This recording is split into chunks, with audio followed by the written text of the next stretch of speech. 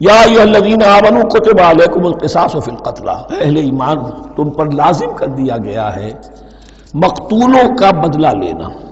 قتلہ قتیل کی جمع بھی ہے، اور مقتول سے یہ مصدر بھی ہو سکتا ہے کہ تمہارے لیے یعنی اس معاملے میں سہل انگاری صحیح نہیں ہے۔ انسانی تمدن کی جڑ کٹتی ہے جب کسی معاشرے کے اندر انسان کا خون بہانا عام ہو جائے، تمدن کی جڑ کٹ جائے، تو قصاص تم پر واجب ہے۔ یا ایھا الذین آمنوا کتب علیکم القصاص فی القتلی الحر بالحر والعبد بالعبد والانثى بالانثى۔ ایک آزاد کی جگہ آزاد ہی قتل کیا جائے گا۔ آزاد نے قتل کیا ہے تو ظاہر بات ہے وہ آزاد ہی اس کی جگہ قتل ہوگا۔ یہ نہیں وہ کہے میرا غلام لے جاؤ، میرے 2 غلام لے لو، نہیں، والعبد بالعبد، اور عبد کی جگہ عبد ہی ہوگا، جس نے قتل کیا وہی قتل کیا جائے گا، والانثى بالانثى، اور اگر قتل کرنے والی عورت ہے تو وہ عورت ہی قتل ہوگی۔ اس میں چونکہ وہاں بہت سے رواج مختلف تھے، بہت سے معیار بھی مختلف تھے۔ اگر اوسی خزرجی کو قتل کر دے تو 1/3 خون بہا، 3 گنا خون بہا، اور خزرجی اوسی کو قتل کرے تو 1/3 خون بہا، یہ ان کا قانون تھا۔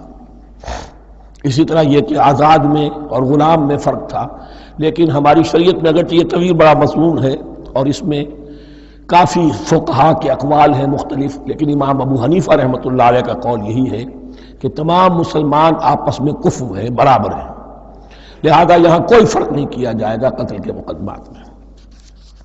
فمن عفی لہ من اخیہ شیء فاتباع بالمعروف واداء الیہ باحسان، پھر جس کو معاف کر دیا جائے کوئی شے اس کے بھائی کی جانب سے، یعنی جو مقتول ہے اس کے ورثاء اگر کہتے صاحب ہم اس کی جان بخشنے کو تیار ہیں، چاہے وہ خون بہا لے لیں یا ویسے ہی معاف کر دیں، تو جو بھی کچھ خون بہا طے ہوا ہو اداء الیہ باحسان فاتباع بالمعروف، تو اس کی پیروی کی جائے معروف طریقے پر اور ادائی کی جائے خوبصورتی کے ساتھ۔ ذالک تخفیف من ربکم ورحمہ، یہ تمہارے رب کی طرف سے تخفیف ہے، آسانی کی ہے اور رحمت ہے، اور اس کی رحمت ہونا بہت واضح ہے۔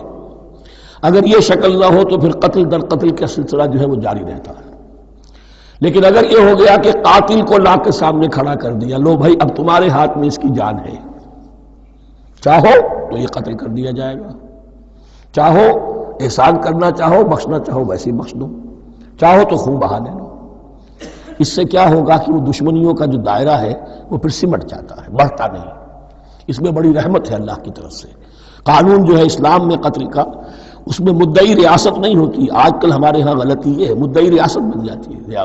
یہ مدعی ہوتا ہے یہاں پر جو بھی مقتول کے ورثاء ہیں، اور کسی کو صدر کو کیا صدر کے باپ کو بھی اختیار نہیں ہے کہ کسی قاتل کو معاف کر دے۔ قاتل کو معاف کرنے کا جو اختیار ہے وہ صرف مقتول کے ورثاء کو ہے، کوئی صدر نہیں کر سکتا۔ ہمارے دستور میں ہے، پوری شرح پوری شک موجود ہے۔ فمن اعتدی بعد ذلک فلہ عذاب علیم، اور جو اس کے بعد بھی حد سے تجاوز کرے گا تو اس کے لیے دردناک اور بہت بڑا عذاب ہوگا۔ وَلَكُمْ فِي الْقِصَاصِ حَيَاةٌ يَا أُولِي الْأَلْبَابِ لَعَلَّكُمْ تَتَّقُونَ، اور اے ہوش مندو قصاص میں زندگی ہے تمہارے لیے۔